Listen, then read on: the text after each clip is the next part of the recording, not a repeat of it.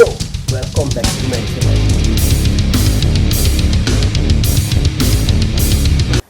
Hey yo, welcome back to my channel. Guys, kali ini gue mau ketemu YouTubers. Jadi beliau ini dari Pontianak dan namanya ya kalian nggak asing lagi, nama Fitness Brewok, Bang Dodi Ripet, dan ditemenin sama temannya si Habil dari Millennial Fitness. Millennial Fits, anjay. Jadi yang penasaran, pantengin terus di channel gua. Kita OTW dulu dan kita ketemu di lokasi aja ya. Bye.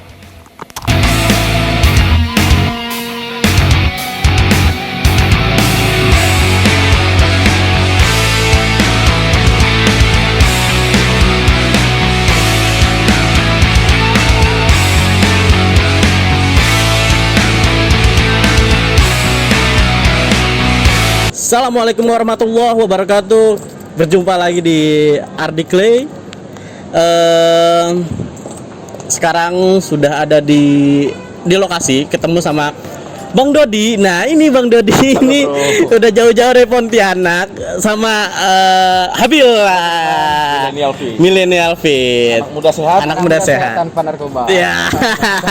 Nah ini guys, jadi penasaran banget. Jadi Bang Dodi ini jauh-jauh ke Jakarta mau ngikutin syuting, sekaligus pengen ketemu, aku juga pengen ketemu beliau nih. Jadi alhamdulillah hari ini bisa ketemu sama Bang Dodi yang motivator, yang membuat saya semangat untuk selalu olahraga sama Bang Habil ini juga. Jadi membuat motivasi bahwa anak muda itu banyak yang di zaman sekarang itu pada nggak mau olahraga. Jadi ikut contoh ini kayak Bang Habil nih. Jadi masih muda udah sehat gitu, lihat badannya udah jadi, wah keren banget. Pokoknya ini motivator, mereka berdua ini motivator saya.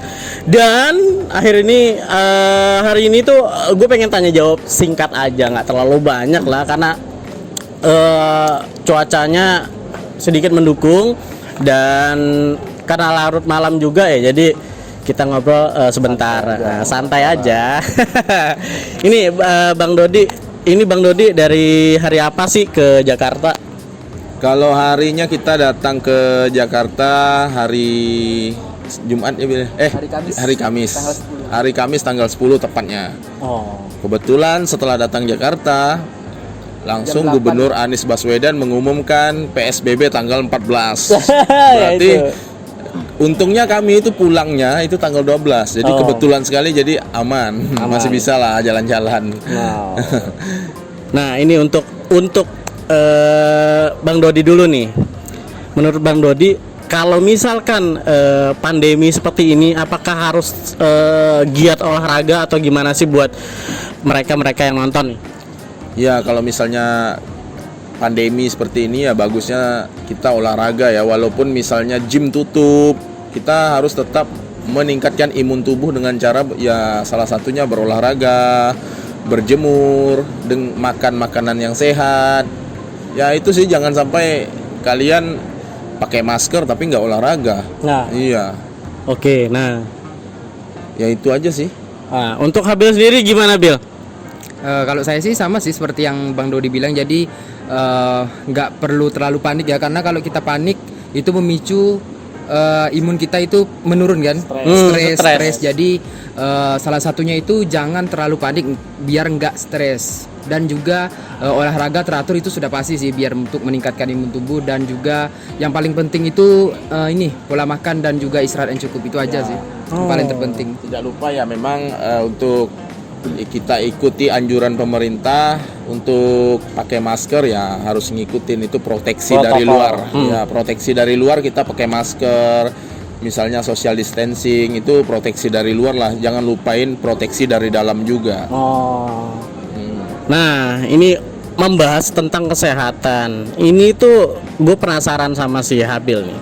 Habil ini masih udah SMA gitu, tapi badannya udah jadi gitu. Nih gue pengen tahu nih, Bil, lo sendiri itu mulai suka olahraga di bidang gym ini Itu dari kapan sih? Tepatnya sih dari setelah diet.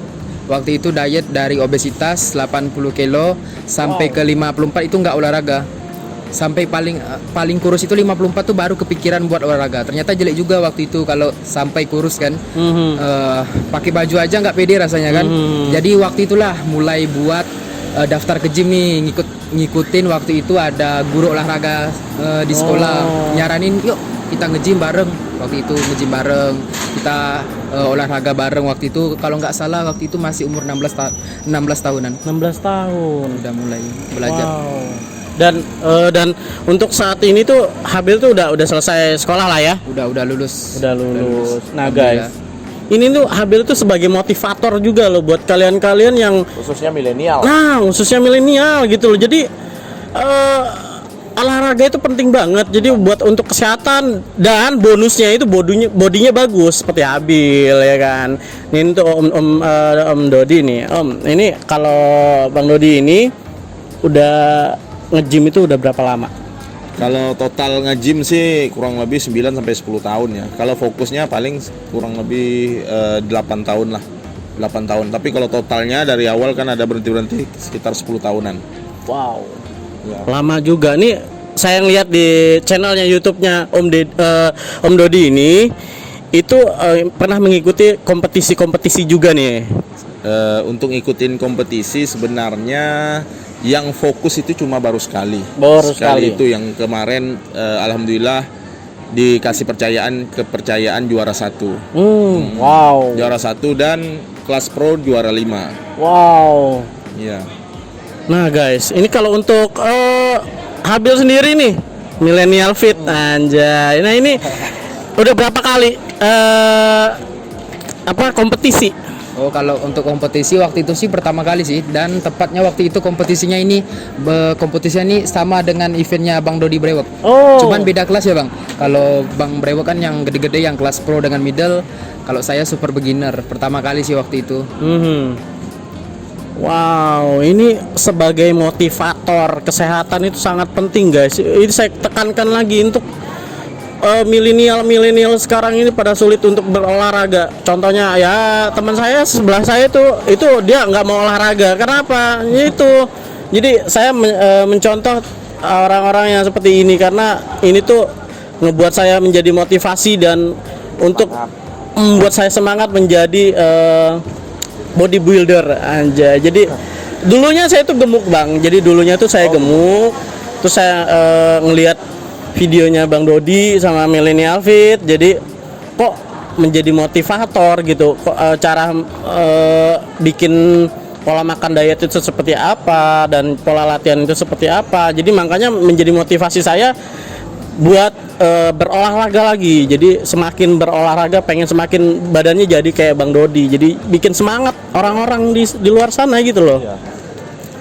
Untuk Bang Dodi ini, Bang Dodi ini udah di dunia fitness kan udah lama ya. Iya. Itu menurut Bang Dodi tentang otot-otot yang kalau katanya yang saya dengar itu kalau latihan dengan otot yang berlawanan itu nggak bagus. Apakah benar? Coba bisa kasih ini apa gambaran atau penjelasan?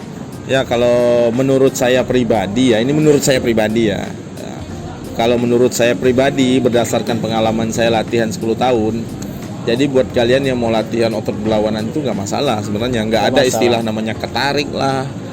Sebenarnya yang buat masalah itu ketika kalian latihan otot dada, terus kalian latihan otot back.